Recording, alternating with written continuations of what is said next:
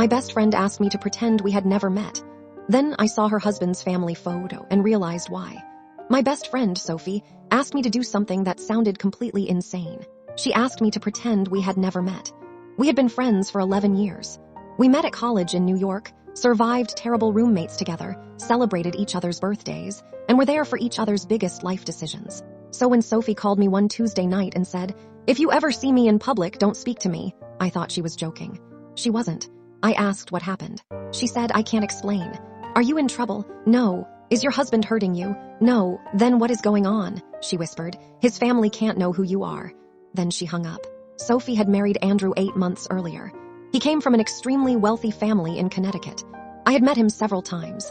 He was polite, confident, and surprisingly private. His family owned several restaurants and real estate companies. After their wedding, Sophie moved into a huge house with Andrew. Then she disappeared from my life. At first, I assumed married life was keeping her busy. Then I started receiving strange messages from unknown numbers. "Stop contacting Sophie." I ignored them. Another arrived the next week. "She has moved on." I still didn't respond. Then one evening I saw Sophie. She was standing outside a coffee shop in Manhattan. I almost ran toward her. Then I remembered her warning. I walked past her.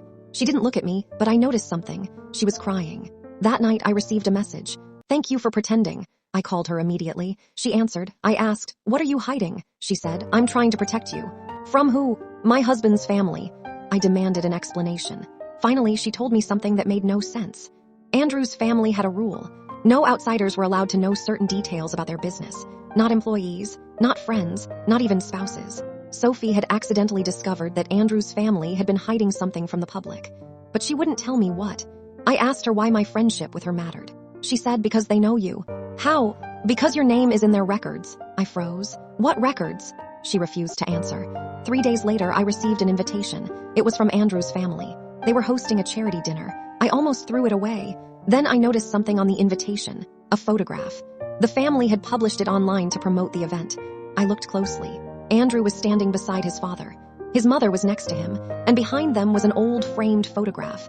I recognized the woman in it, my mother. I stared at the picture for several seconds. My mother had died when I was 12. She had never mentioned Andrew's family. I called my father. He didn't answer. So I searched through the old boxes I'd inherited after my mother's death. For hours, I found nothing. Then I discovered an old photograph. My mother was standing beside a younger version of Andrew's father. On the back was a date and one sentence. "We promised never to tell the children."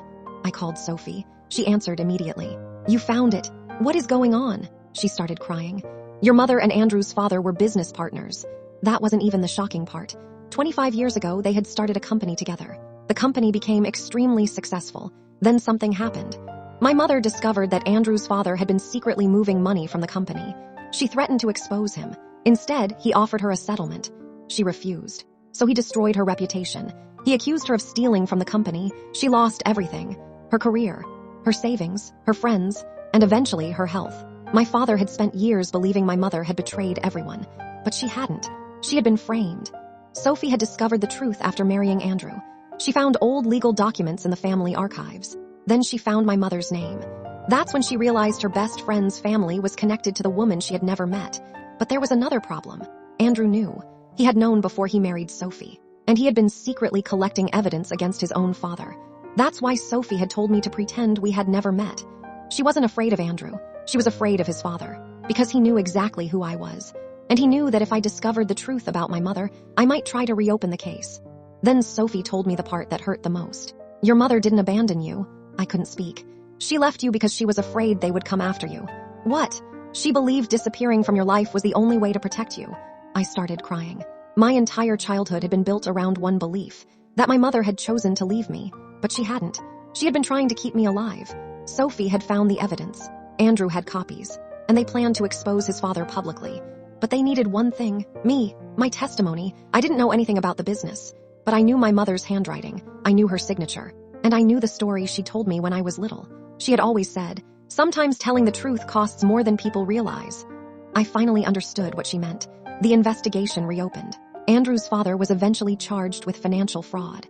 The old accusations against my mother were officially overturned. Her name was cleared 26 years after her death. The family business collapsed. Andrew walked away from his inheritance. Sophie left the family home, and our friendship survived. But the strangest part came months later. I found an old letter from my mother.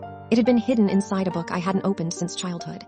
It said, "If you're reading this, you're old enough to know that I never left because I stopped loving you. I left because loving you was the reason I had to disappear." I read that sentence over and over. For years, I had been angry at a woman who had secretly spent her final years protecting me. And my best friend had known the truth before I did.